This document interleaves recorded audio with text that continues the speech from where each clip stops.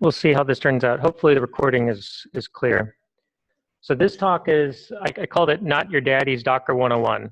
And the reason why I called it that is I saw pretty much every Docker 101 video was how to start with Docker run and then build on that abstraction, not really teaching you what's happening. And so the way I think about things is a little bit different. So a quick call out to our, I guess we have a platinum sponsor this year is Cozy Rock. This is the company I work for. It's Metabolon. So we do metabolite testing, and I help them with their software stack.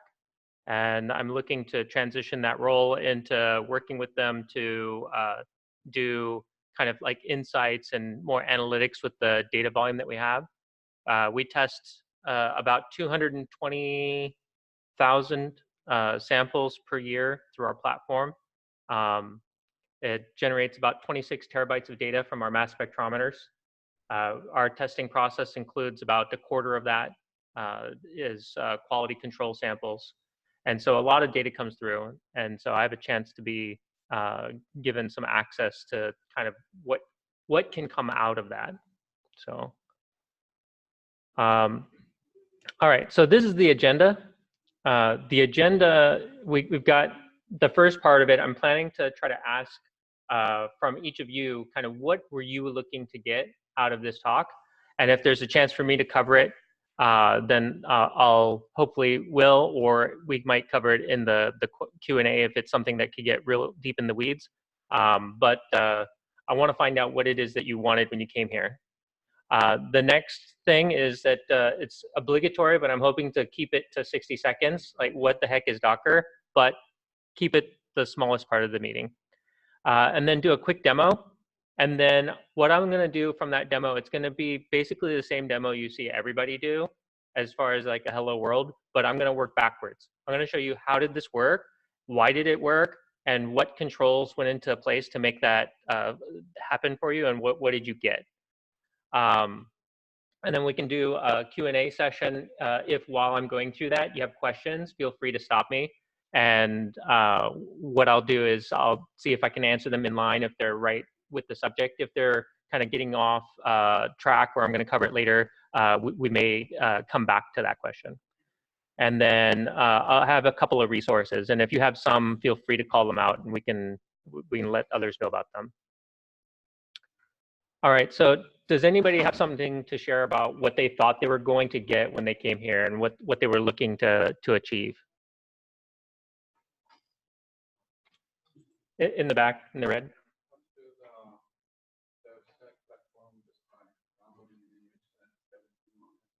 Okay, a dev stack platform. Okay. I'm using it with Raspberry Pi, so I'm interested in layering and how you build it up. I'm also interested in where's the signature that tells you what hardware the image has to run on. Sometimes you can't run certain things on certain other hardware. Okay. So along with cross platform or cross hardware Docker uses, securing the Docker environment and its container, and for instance, Linux capabilities and things like that. Right. Okay. So like the startup process, like what starts or like maybe change multiple processes. Okay. Kind of the execution chain and how to tap into it. Like maybe for like two things, like what's the kind of first execute something else. Okay. Anybody else? I just want to see exactly what you say you're going to cover. Here's what it is. Okay. Here's what it looks like, and here's how you do it set up. Yeah. So to be clear, we may go into the Q&A parts on for the like cross-plat related things. That wasn't really what I was looking to cover in this first talk. But for the parts of it where kind of like how to chain onto your process and understand kind of when are you part of the same process pipeline, that's definitely in line with what I was already had materials to cover. So if you could touch on, and I know it's probably extra topical to talk like this about too little time, but minimizing container size is a big thing once you get into Docker extensively. And so if you can. Yeah, I'll talk to that a little bit. Trimming down Docker. Yeah, I'll talk to that. I actually have one resource that made me think of that I can provide for you at the end. That's pretty good. I'll see if I can remember the exact name so we can look it up quickly. But yeah, that's a good topic and it's worth knowing. But I do talk about how you can understand it. All right, so the obligatory part here, the Docker in 60 seconds. All right. So basically, the Docker system is a little bit of several different components. You have 3 different discrete components. You have one, which is the server, and it's the thing that's basically running the processes. Then you have the REST API. It's the boundary by which the server and the client communicate. Now, often when you see the examples, the server and the client are running on the same machine. They don't have to. This REST API, this abstraction layer, gives you the flexibility of being able to keep them at separate places and have one machine running processes on the request of the other one. Now, they've created an abstraction that makes you feel like a little bit like VMs, but they're not quite. And so there's a notion that the client through this platform can manage networks, the containers, the images, and the data volumes. And so this is a little bit of kind of what the architecture looks like. And so on the client, you do invocations of the client, the primary client command, and then they have these subcommands that allow you to interface in with the different features that are available in this platform. Now, to be clear, there's a few other folks that consider this like containerized or container runtimes. Docker is not the only player that's in this space. There are other players, but because Docker was one of the first to market, everybody who is coming in second has largely adopted the metaphor. So as long as you stick to kind of how these are expected to run, if you use a different one, you'll largely end up in a good spot. All right, so then on the host, they have a repository of the container images and the container instances, which is basically one execution of that image. And then there's also this notion of a registry, which you can all kind of think of as like a file share that has a repository of all of these pre-built images, and then you can pull down from the file share the images on demand. So kind of like a file server and a cache on your computer that as you use those files, you'll keep a cache of them. And then if you choose not to keep the cache anymore, you can erase it, but you can trivially get that same file again. All right. So that's that part of it.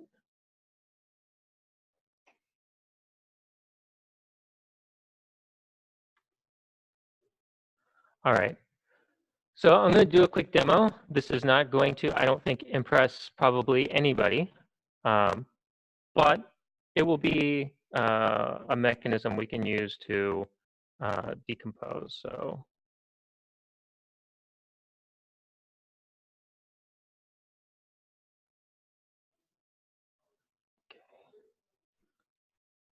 should have double checked this before I started. You know, it's not a live demo if at least one thing doesn't go wrong, right?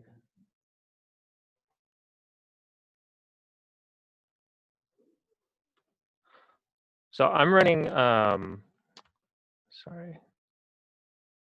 I'm running WSL2, so it's slightly different, but it should largely be the same as far as you're concerned.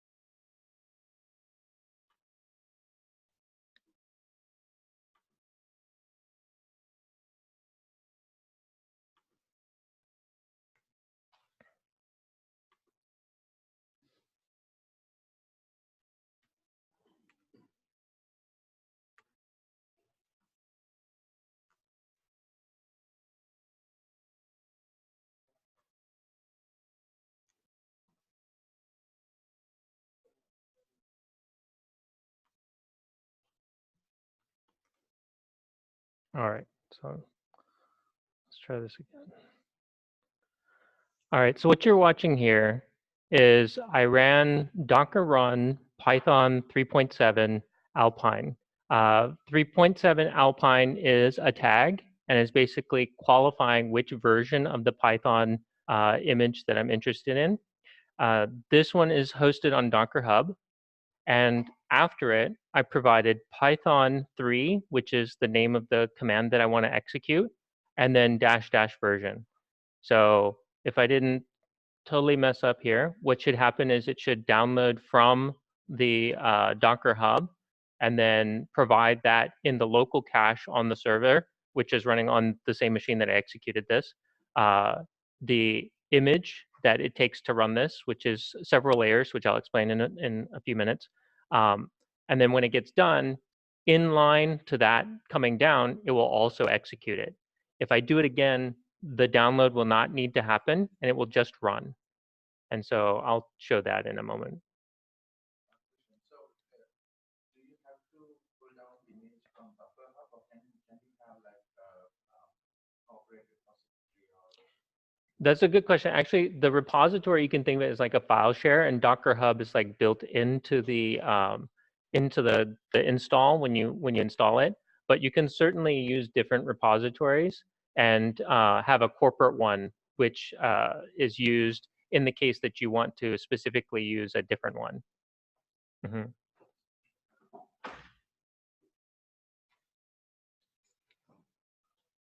Come on.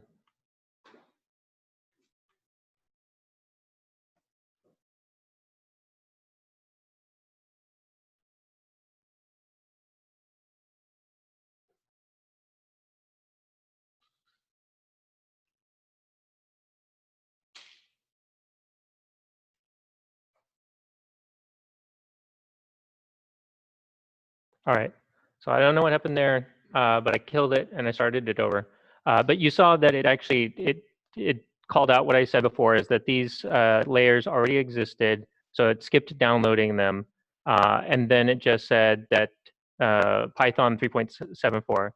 And actually, if I do this again, you'll actually see that it will skip the whole bit about trying to download it and just print the version. So let's do one here, which is this one, Hello Code Camp.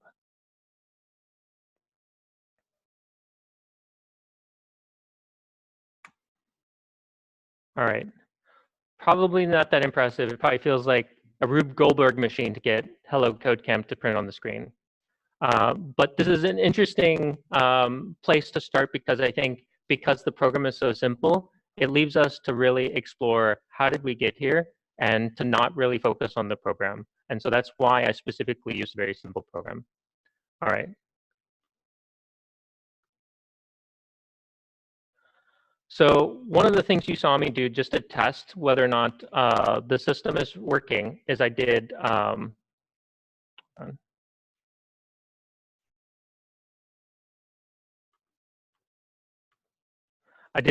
Docker ps-a.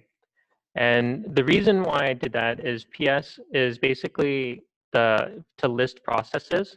So Docker ps, if you run it without, it will only list the currently executing processes.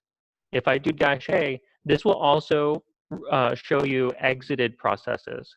So this actually, I think, is pretty interesting, because normally when you run a program on your computer, you used to, when you run the program, at the end of the program, everything about when that program was running that was temporary went away at the end. That's probably what most of us are used to.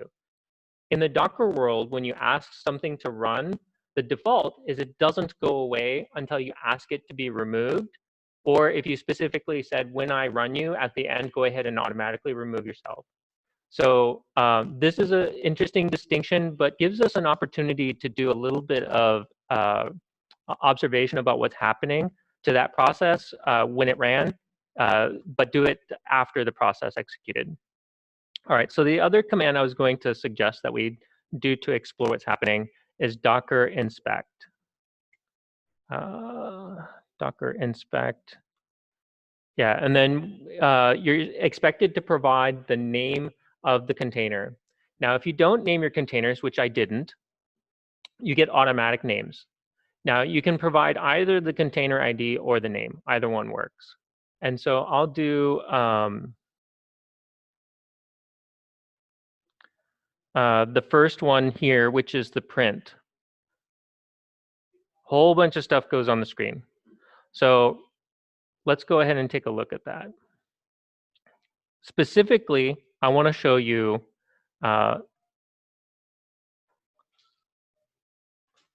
hold on, let me get a pen.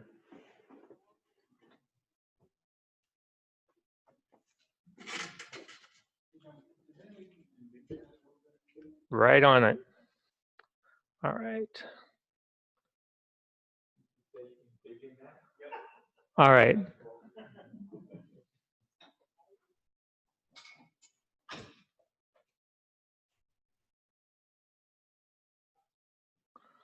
I don't know why the pen's not working.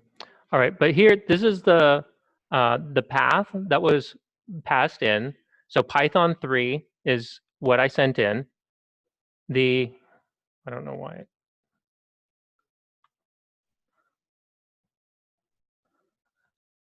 So Python 3 is what I passed in, and these were the arguments, -c and print. Now, if you're a Python user, -c might not be that mysterious. Basically, it just means I'm going to pass you the command to run as though it was a script from what you might be used to being in a file. And so if I had a file that had the content here, it would basically be the same as saying Python 3 and then that file, okay? So here, what I'm doing when I pass in this argument, though, is they show up on the command line as arguments instead of like being from a file. All right. Now, the other thing. Oh, yeah, the state. So the state of this process right now, it shows the status as exited. It shows whether or not it's currently running, pause, like all of these different attributes that kind of help you to understand what happened to the process, or in the case that the process is still running, what is the current state of the process. Because the process finished, you can also see what the exit code was. And you can see in the case of 0, if you're not familiar with exit codes, 0 is the kind of standard way of communicating that the process worked correctly. You'll get into a lot of headaches if you're trying to chain your commands and you use some value other than 0 to mean success. 0, unlike your bank account, is good. So now here you get the start and finish time, which can kind of help you to see how long the process took. In the case that, let's say it was critical, you don't want to run the process again, and you want to know how long the process took to run. You forgot to capture it at the beginning. Okay.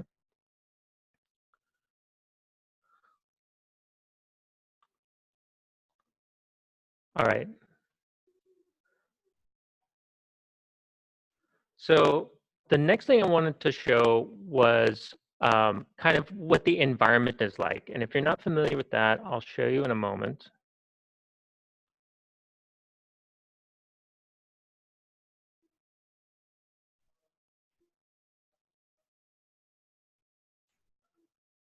Okay, there's a lot of stuff on the screen, and you're not going to remember everything I show you. So my encouragement is to just track what I'm showing you at the moment, so that way you can get the most out of it. All right, so this section here for the config here, this is basically about the runtime environment. So you have the host name that's showing for the computer. This is automatically generated for the sake of this process.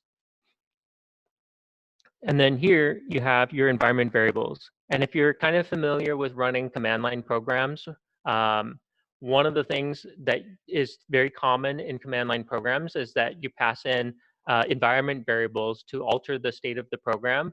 And you can do this kind of inline without having to mess around with config files and such. And the other thing about environment variables is they typically propagate from one program to the next program that's invoked by the previous program. And so if I am a program that spawns some child processes to get work done, I will typically give my environment variables to my child processes so that they can have those to start with.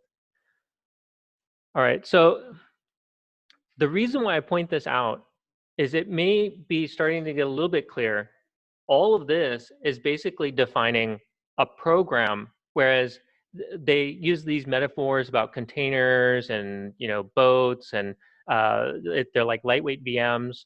They sort of are, but in many ways, they're just processes that run. So if you're used to running Notepad on your computer, you're used to opening Task Manager, you're used to running Word, like all of these are just programs. And so if you just think of these as just another program, it might help you to understand kind of what's going on under the covers. And I'll get to what gives you that VM-like ability in just a moment here. All right. So there's a part of Docker where they have this interesting thing about storage and mounts. And so there was a question at the beginning of how is it that you can think about making the minimum amount of storage for your Docker container? This actually is an interesting question. It has a few different angles to approach it. So the first thing to bear in mind is that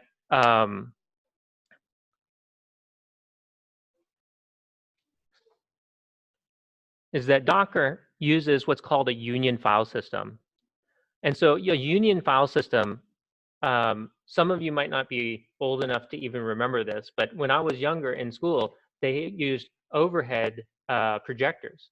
And overhead projectors, rather than making a transparent slide for every single thing that the teacher wanted to show, would sometimes make one slide that had one part of what they wanted to show. And then when they had the next piece of information, in the case that they were appropriate to show at the same time, they would just stack them up and show them one, then the next, then the next. And then the aggregate is what you are able to see on the screen, but physically in the physical world, they're actually separate transparencies, right? And this is what the union file system is actually doing on your disk. It says, I have one piece of what it takes to get to this logical point, and then you would stack on top of it. You say, I'm referencing that one, and I'm going to add some more files. And then the net result of those files is actually what your process sees. And so basically what Docker is doing is it's taking the process environment, the file system environment, the network environment, and then it is providing for you kind of an intermediate function to jump in right before your program has a chance to run and say, well, you wanted to try to read this file. Well, what does that really mean? In the case of a union file system, it will check each layer until it gets to the place where it actually has the file's contents and then show it up. Okay, and I'll go to how that works in just a moment.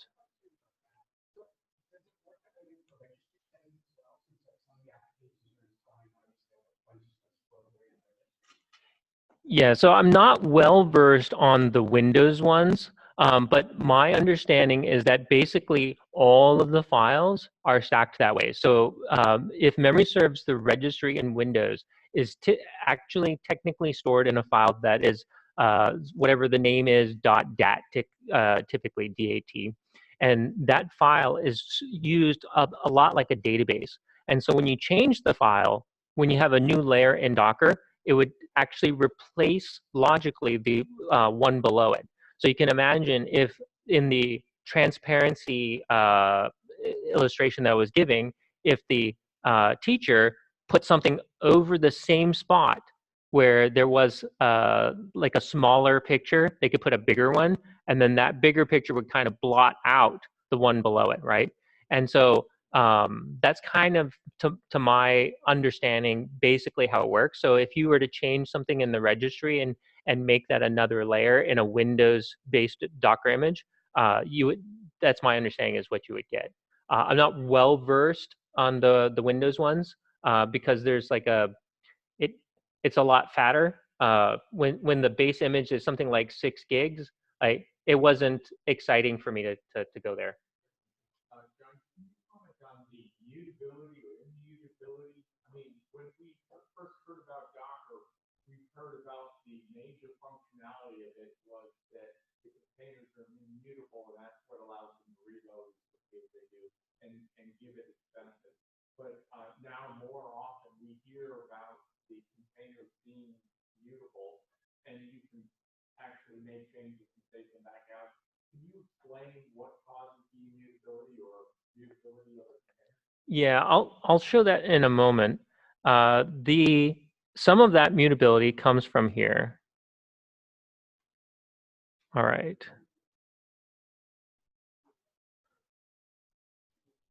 All right. Now, quickly, can anybody remember all these numbers? And then I'll hide the screen. You can recite them. All right. Basically, these numbers are just numbers that are being used to track whether or not something is the same. So it's actually not super interesting what the number is, just that it's the same number. So don't let the numbers really get in the way of what you're looking at, because you'll get very confused. But let me show you here. There's a few major areas worth understanding what's going on. And to kind of the point of mutability or not, the lower directory, to my understanding, is basically all of those transparency layers that are kind of the versions of the transparencies that are not going to be changed. They're going to be left alone. And then if memory serves, there's a merge directory, which I think is the logical directory that represents all of them. But the upper directory, if memory serves, is the one that your container is actually running in. And that one is the one that has what they refer to in this world as ephemeral storage. And so ephemeral storage is basically like when you start to write something, let's say your program writes a temp file, writes a scratch disk, maybe even it saves a file, like what would normally be normal for some programs. If you don't do anything else special, the first thing it's going to do is to write to this location.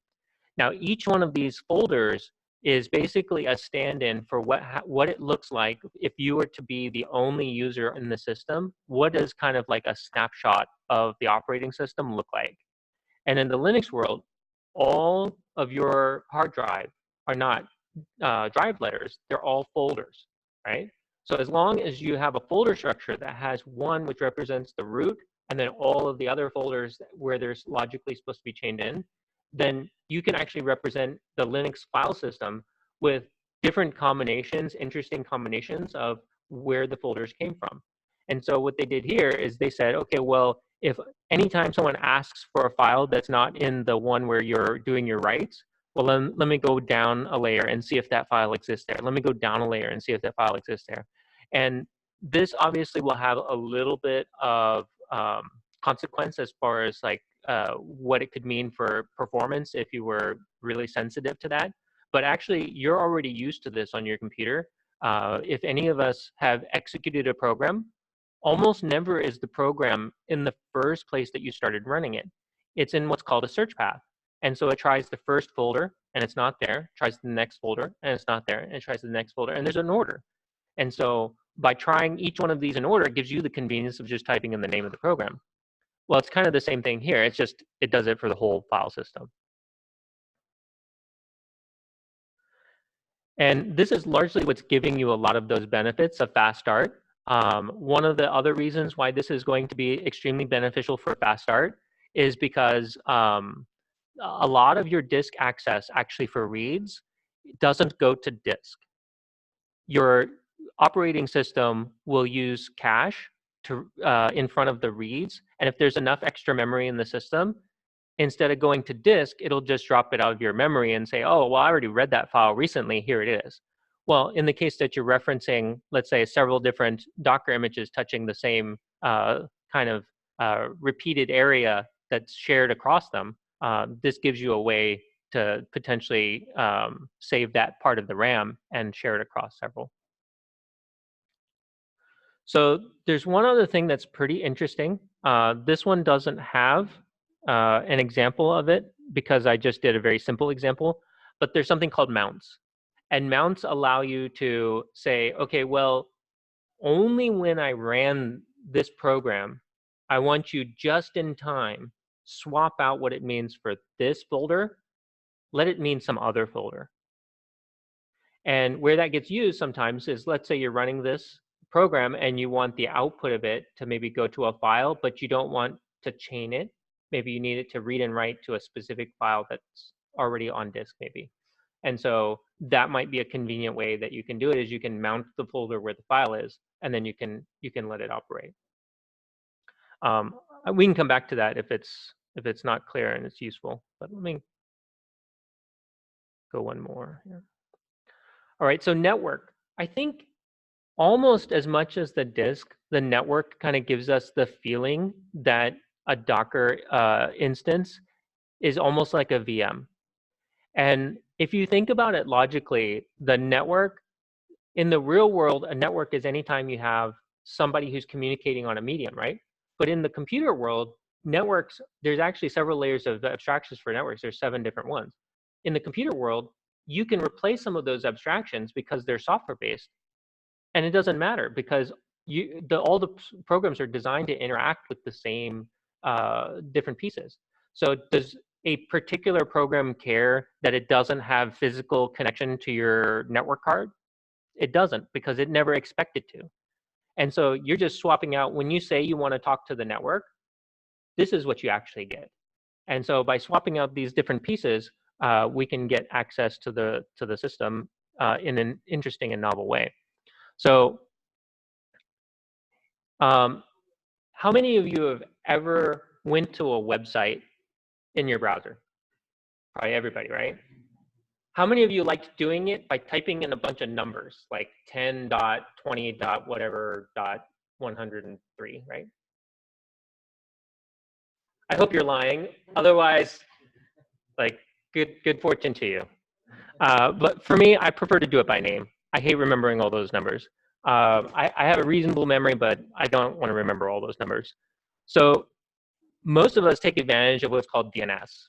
So DNS is basically this idea that you're just going to take a name, and based on who is your authority for how do I take that name and make it equal some kind of numbers, this file in Linux is basically what controls how you're expected to resolve a name to an IP address. And so this is what a normal Linux operating system would look at. And when you run your Docker image, it will actually get this swapped out kind of just in time, so that whatever the abstraction is that you want for how names are resolved, actually this is what does it. All right, so let's see if I can show you where that is here.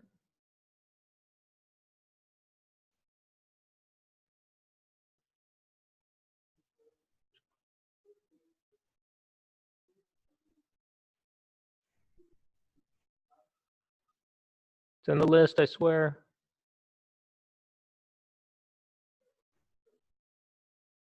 Oh, here we go. All right. So if you see here on the left, it says resolve CONF, which is like config. Path goes to that long folder name, which none of us are going to care to remember, and then resolve.conf. And so basically, this container got its own copy of what it meant to how to understand how to look up from the name to the IPs. The host name of the computer is stored in a file, and it's swapped out to have this file. And so that's how come we can give each one of these containers the sensation that it actually is a different host name, even though it's running on one computer. And then the host path, I don't know if any of you had to do this, but once in a while I end up in a pickle and I'm like, I need to get to a specific machine by name, and I got to stick the IP of that machine in here, or maybe I need to redirect it to myself. You can do that here with the hosts, and you can put specific overrides, basically, of this name equals this IP. So those overrides are part of what drive that. And then there's one other part that's kind of interesting, I think. And it's only half as interesting when the thing is not running. And I'll show you kind of what I mean by that. So this is the network settings area. And this network settings kind of expresses how this instance is expected to interact with the network. You'll notice a lot of this stuff is nulled, zeroed, or blanked out in some way. And that's because this image, if you remember, I ran it to completion. It just printed hello code camp, right? So let me do one that doesn't just do that.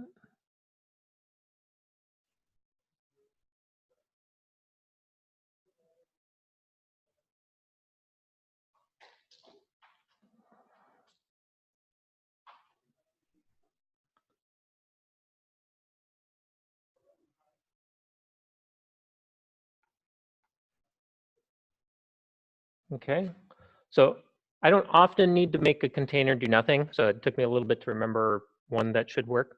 But basically all I'm doing is I'm asking it to print out the contents of device null, which should have nothing in it.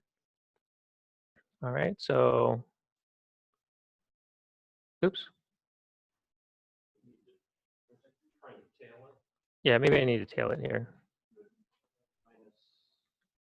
And actually, I need to run interactively.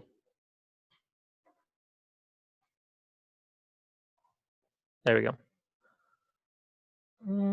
It's not doing what I wanted.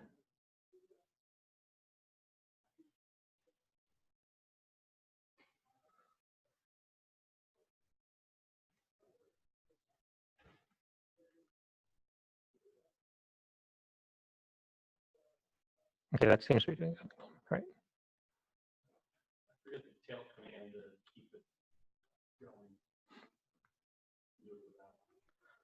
All right, so if you see here, Clever Mayor,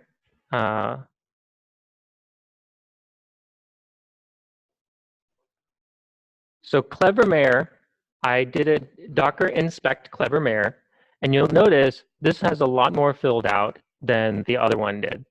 And specifically, one of the sections I'll point out here. Let me go back to the previous one just for a moment. So you'll notice here where it talks about the bridge,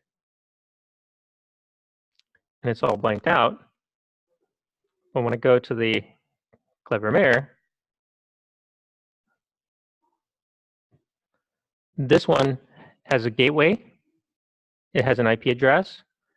So it has even a MAC address. So it has all of this information largely filled in. And so this is the IP address that's been assigned for that process to use. If I were to run another one that was running concurrently, it would end up with a different one so that these don't collide with one another. It just made one up. Yeah, all of these actually are just made up. In fact, fun fact, I came in here to set up for the booth for the company that I work for. Also has a booth over at the hall. Give them a visit if you want. We're doing a giveaway for a Raspberry Pi 4, 4 gigs of RAM. But when I set up the computer to do the data entry for the raffle, it wouldn't get on the network. I do connect to the Wake Tech Wi-Fi. Host not found, like can't connect. Why? The root cause was basically that the private IP addresses that are being used here in the building for their captive portal overlapped with what was being used for Docker for its bridge network. So like this is not dedicated just to Docker in the whole world. Like this is just networking. So you can sometimes run into that as your one computer starts having more and more different networks that it says it understands. Some of those might actually interfere with other ones that you're trying to connect to in some cases. So, yeah. So can Docker like a VM, like VirtualBox, create a software-defined network that's known only to its VM? Like in VirtualBox, you have networking known only to the VM containers that are running in VirtualBox. Can Docker create that same kind of software-defined networking concept? Yeah, that's actually a good question. So there is a different thing. It's Docker, I believe it's like network. Yeah. So if you look at Docker network, you can actually learn more about the different networks. And the bridge network is not the only network. You can actually create your own specific networks. You can say, I'm going to make a network, basically amounts to like a subnet. You can think of it as like, from a logical point of view, is like I have a switch. From a like software point of view, there's a switch, and then I'm going to plug in some computers into it. And so each one of these processes gets more or less like a port onto that, right? And then gets assigned an IP. And this will allow them to communicate with one another easily. So, but if they're not on that network, let's say you have other Docker containers, the different processes, those ones, if they're not on that network, won't be able to find those processes and won't be able to talk to them. And so it gives you the ability to play with that abstraction. So if you're curious, Docker network will let you play with this area. All right. So C groups. All right. So this one is a little bit abstract, but this is actually what gives you a lot of the process isolation. And this powers a lot of why this project ended up getting adopted and co-opted into, how many of you heard of Kubernetes, right?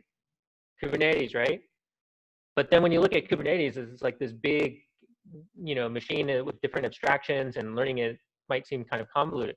But the system at all wouldn't have been interesting if it weren't for this idea of C groups, because C groups is what powers the idea that you can have processes that have limits, right? This is actually one of the reasons why when you had virtual machines, you said the whole cool thing about virtual machines is if this process runs away, sucks up all the resources on the computer, sucks up all the disk, sucks up all the memory, it still is not going to crash other virtual machines that are running on the system, because that virtual machine isolation kind of restricts how much damage that program can do. The C groups actually gives you a similar capability, but at a process level. So this gives you a lot of what you were getting from a virtual machine without having to have, background processes, auto updaters, users, groups, registries, all of that kind of stuff, right? All right. So C groups, abbreviated from control groups, Linux kernel feature, and it can restrict CPU, memory, disk I/O, network, and so forth. And this was started by engineers at Google that started working on this since 2006. The roots of this feature actually go back before that. There were similar projects, like one for jail and chroot, different projects that allowed you to kind of control, contain, and isolate these different programs. But C groups is kind of like a more mature version of what it meant to put these kinds of constraints in place. C groups, you can do one per process, or you could have like a restriction where you say this process is part of this C group, and this other one is part of the same C group, and so they kind of share as a pool. And so one can balloon up and the other can balloon up, but not at the same time. They can't both suck up all the resources. All right. So, and if you're curious, there is a section in the inspect that talks about it, but I think we'll leave that one be for now. So pipelining, how many of you have built pipeline chains with command programs before? All right. So pipelining is this extremely powerful concept that is, if you were to ask my opinion, basically one of the biggest reasons why the Linux world has gotten to where it is because by cleverly pipelining applications one into the other, you can have programs that are 20 years old, haven't been updated, but actually still provide amazing value even today. You'd say, oh, that's old stuff, right? But if it still does the exact same job that you need it to do, and you can chain that function into the next one, old has nothing to do with it, right? It's just the fact that it performs the function. I mean, algebra has been done for how long? It's old, but it's still amazingly valuable and useful. And so old isn't what dictates that this thing has utility. Well, how it works is basically this idea that you have, and it doesn't have to just be a keyboard. Keyboard is just the most common way that you do standard in. So you have your standard in, that goes into your process. Now, how it works is that when it goes into your process, it reads almost like a file stream. By emulating the behavior of a file stream, this is why when you read from a standard in, if you've ever done like hello world console applications, they might show you how to do console read line, console write line, and then you can actually make some sort of like interactive program that you type in something, hit enter, and then like the computer can kind of be your counterpart, right? Well, that's because those read line, write line metaphors, they translate great to these files as well. So when you get to where I'm going to provide user input from the keyboard, providing it from a file actually can be a suitable replacement in many cases. So that goes into your program. And then you have two files that come out. One is the standard out, which is like, you can think of it as your common messages, the ones that you typically want the user to see, and the other standard error, which might be exceptional messages. Now, for anybody here, just as a quick side note, if you ever are writing your own command line app, making sure that you put like help messages versus actual error messages like in the appropriate spot, you can kind of make it clearer what's going on, and you can keep from messing up your pipelines for people who want to consume your stuff later. You know, people don't generally want your help in line with the standard out.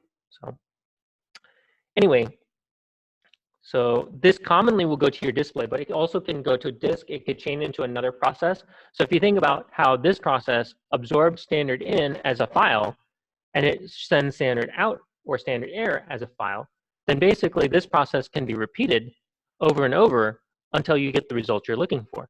And this actually happens a lot. And sometimes you almost laugh how many command pipes you'll see in some kind of a Stack Overflow post where someone says, hey, how do I do this? And you'll see some guy, and he code gulps it with like one line, but it's like 5 programs, like one after the other, where he's like telling you to pipeline it in, right? But the fact that it can be done is pretty amazing. All right, so let's see a version of this in action.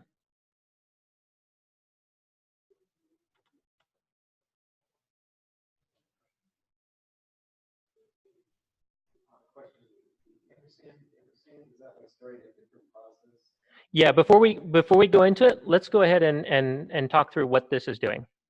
All right, so I'm asking Docker to execute a process. So Docker run, and the --rm, I'm saying remove the process when it's done. So that way it won't show up in the ps-a anymore. It'll already be removed. And then Python 3.7 Alpine is the one I'm going to run. Python 3 is the command that I'm giving into this instance when it runs. The ---- version is an argument. So this is the first argument that I'm going to pass in. And then I'm going to, if memory serves, this actually, technically the rest of it happens on my computer. So the first part of it was passed into Docker, and then the rest of it happens on the client that's technically running Docker. So then I take the greater than sign, which is basically a pipe out. So I'm going to take the output from the thing on the left and put it into a file called version.txt. And we'll see that in a moment, because && says, hey, when that's done successfully, then do the thing on the right. If I were to put a semicolon, I could say, no matter what happens to the thing on the left, do the thing on the right. And there's a few other different ways that you can chain these things. But cat is basically a short program that just basically takes the content of a file and emits it to standard out, which if you don't find it to anything will generally go to the screen. All right. All right, so this probably doesn't seem that impressive because it looks the same as when I did Python 3 version, but you'll see now there's a version text. And the version text is the one that I asked for when I said Python 3 -- version, and then send it to version.txt. And then when you're done, pipe that out onto the stream. So what actually happened here? I ran on this computer, and there could have been, because remember, Docker is just a client, there could have been a computer on the other end that's very far away. It could have been in China for all we know, right? So that computer was asked to run this Python 3.7 Alpine, and specifically asked to run Python 3 -- version. When the output from that was emitted, it traversed all the way back to this client and was emitted. That output was chained to send into version.txt into that file. And then I asked, at the end of that running successfully, take that file and print it as standard out, which shows it on the screen.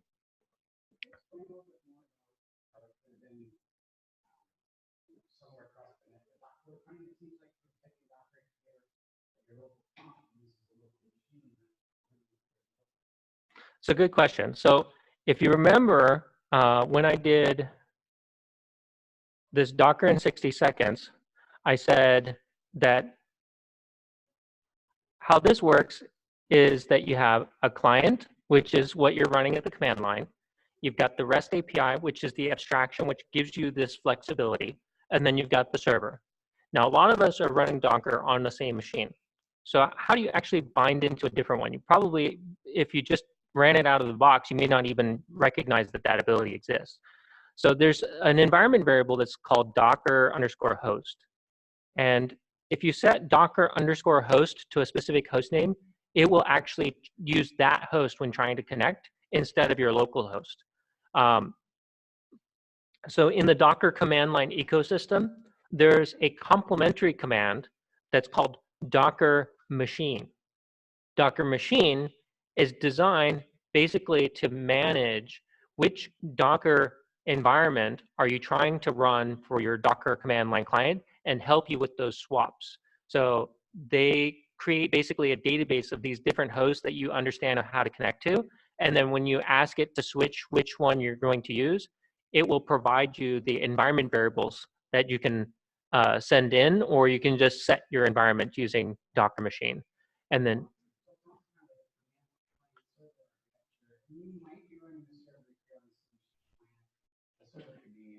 a server can be anywhere, exactly. So this, I call this out mainly just to say that you want to be careful to always assume that they're on the same machine. The architecture was designed that they could be separated.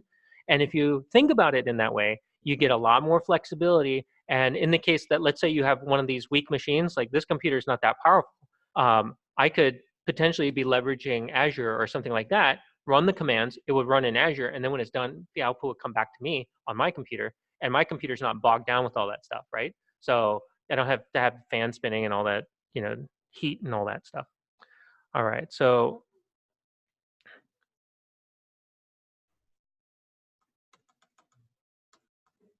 all right, so almost done. Signals. Now, the reason why I did this one on signals is I wanted to show, someone was asking about how to chain the commands together and understand that interaction, right? So if you're going to do this, it's probably worth it to understand how the signals propagate into what's going on in your Docker command. So when you run a program on your computer, in the case of like a graphical program, you click the X in the corner, you're used to that program quitting. What technically happened when you clicked the X is it sent a message to the program and requested that the program quit. Technically, it doesn't just go, your program's dead, clear up all the space and memory and all that stuff. It's not a hard exit generally. It sends it a signal. Well, this actually happens with command line processes as well. You actually signal the process, hey, I'd like you to quit. Well, it's probably worth it for you to take a look at this guy. I'll open it briefly, but we don't have a lot of time to spend here. But this is just to point out that there's different versions of the signals that you can say, like, I want to interrupt your process, I want to terminate your process, I want to, there's like different versions of the quit. I'm going to say that I'm immediately killing you and all that sort of stuff, right? So there's different versions of the termination signals, and they all have slightly different meanings. And if you're going to get particular about which one you care about, it's worth doing a little review there. So here, this one basically, I'm running a command to basically bring in a Python file. So all of this extra boilerplate that you're looking at here for this mount is mainly just to make it so that I can have this Python file. If I had a longer session, I could have showed you how to build this into a Docker image, and so it'd be just like as part of the image. So then pardon me. So once you have the file inside of the Docker image, which is all I was trying to do with the stuff on the left, I'm just running the Alpine image, and I say it's Python 3, and then run the sigterm.py. All right, and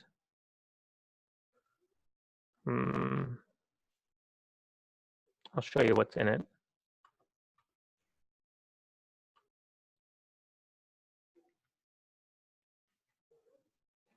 All right, so it's a very simple program. So if you've done anything with Python, the convention is that this last couple lines, if it's main, then just run main. Basically, if I'm just invoking it as a script or a program, just run the main function as the main function. Then the main function says, while true, sleep. I mean, pretty basic. The only thing that makes this one interesting is I try to handle the termination signal.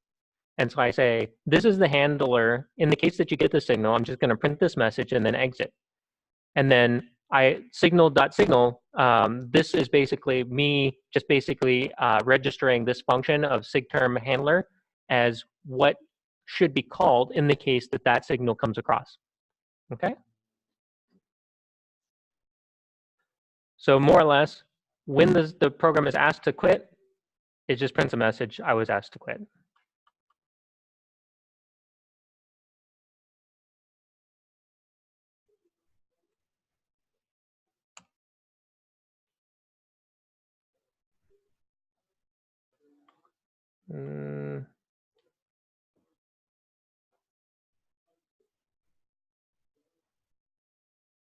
Oh.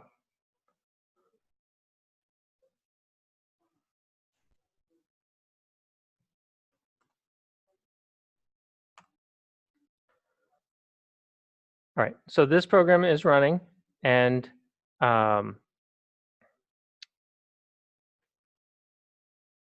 this is where I hit Control-C and sent interrupt, right? So let's see.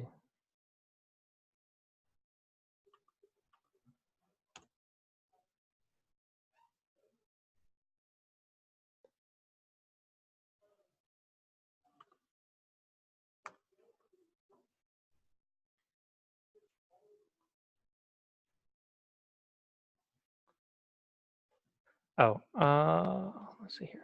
I remember what I meant to show. All right, so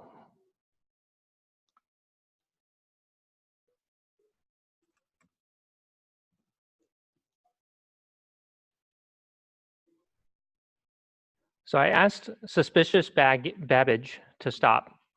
And you see here, it got the request shutting down, okay?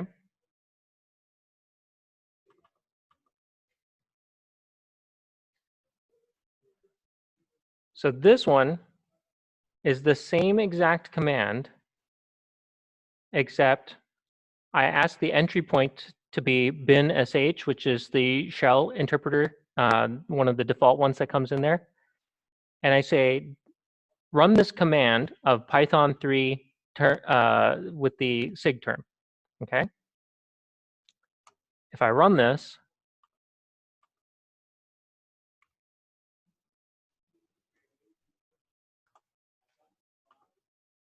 you'll see same thing, shutting down, right?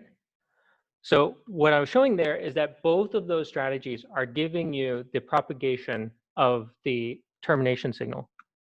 But this one's a little bit different. This is an example. And let me just run it first because we're running short on time, and then I'll come back and quickly show it. So this one, I ran it through a shell script.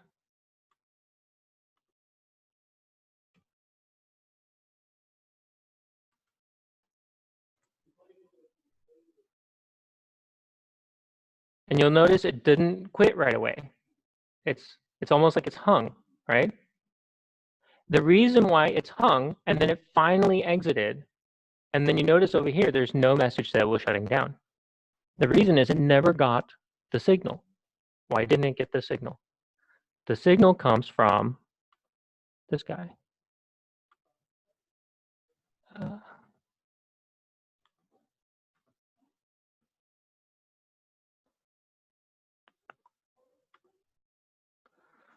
So what happened here is I just invoked it.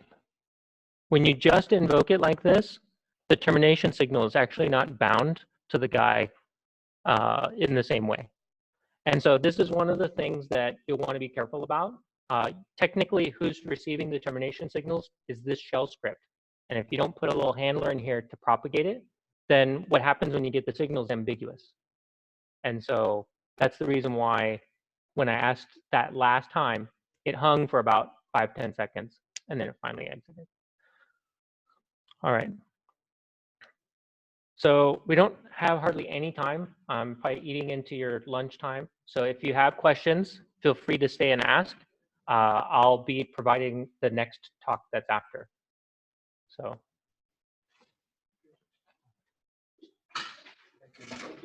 Thank you very much.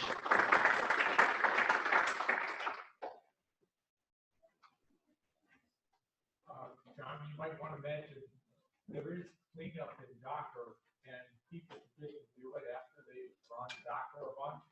Yeah, there is a prune command. People who intro Docker people don't tell you about it. Yeah. And then you find out that you've got all these images and containers and mount points and what have you that are left in your Docker environment, cluttering it up.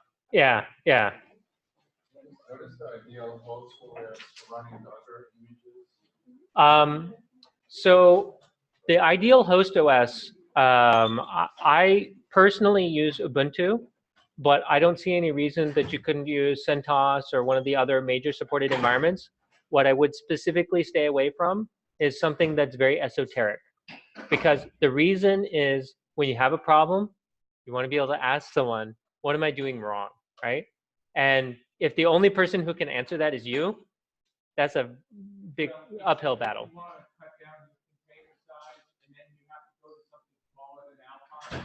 And there are these DOS-like kernels that the distros that are really tiny that you can run just apps in, and those are really small. Yeah, actually, the smallest one that you can make is Scratch. So you can say from scratch. And what that technically does, and when you say from scratch, there are no other files in there except the file you put in. And so you get, it's smaller than Alpine. Like, it's actually only the program you put in. Alpine is very tight, but Scratch is like just your app. So Docker is headless, right? Yeah, so in their terminology, if memory serves, the image is basically what you can think of it as like a backup of your computer file. It's like, what does it mean to have the state of the hard drive, but none of the CPU, memory, any of that stuff? And so, yeah, it's just like without anything like that. And so it's just the files, and that's the image.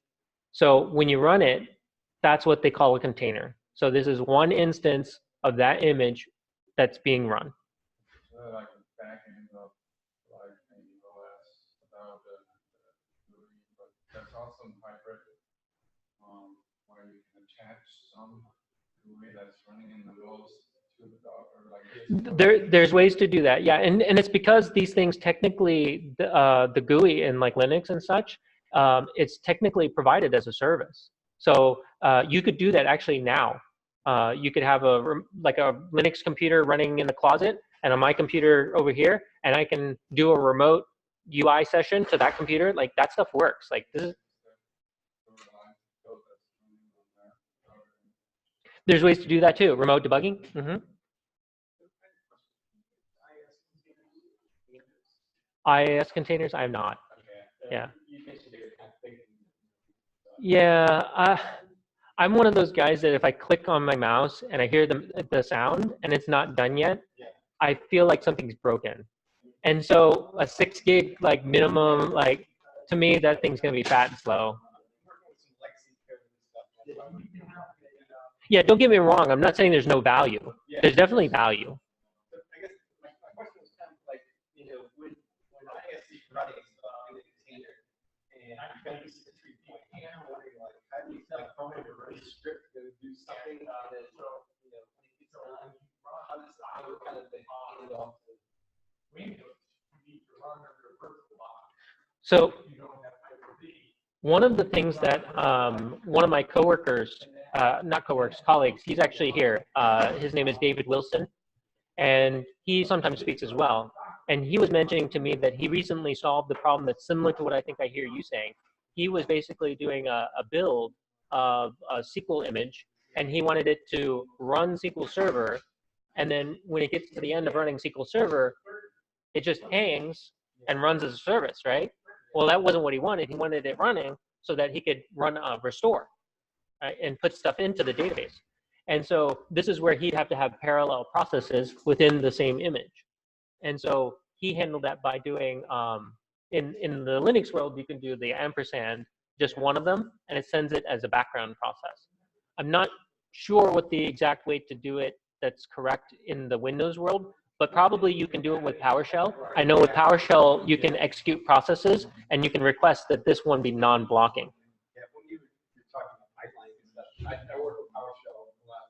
There's a lot of pipelining. Oh, yeah. Once you start learning how to pipeline, you're like, this is amazing. Yeah, so I'll check that out. PowerShell, see if I can do some sort of background thing. Yeah, I would just start with something really simple and just say, I'm going to run a program that just like that sleep and just like sleep indefinitely, just do that in one program. And then you might even have it like print something out. And then you could have another one that's trying to run that one and then chain on something else. It'll be very obvious if it's working. Yeah, give me an example of what's kind of pull environment variable right into a file and see on the operating system, and then the web page would start up and possibly be. Sure. Yeah.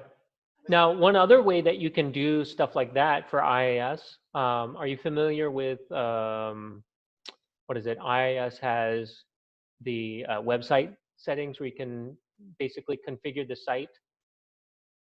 So depending on what version of IIS you have like your web config that's like built in to like .NET projects, for example. But then like this notion has been incorporated into IIS so that your virtual site actually has its own config that represents the site.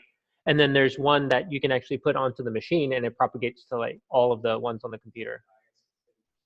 Something like that, or web config. Yeah, you can push values and stuff into there as well, if memory serves. Thank you. What's your name? Tim. Tim? Thank you, Tim.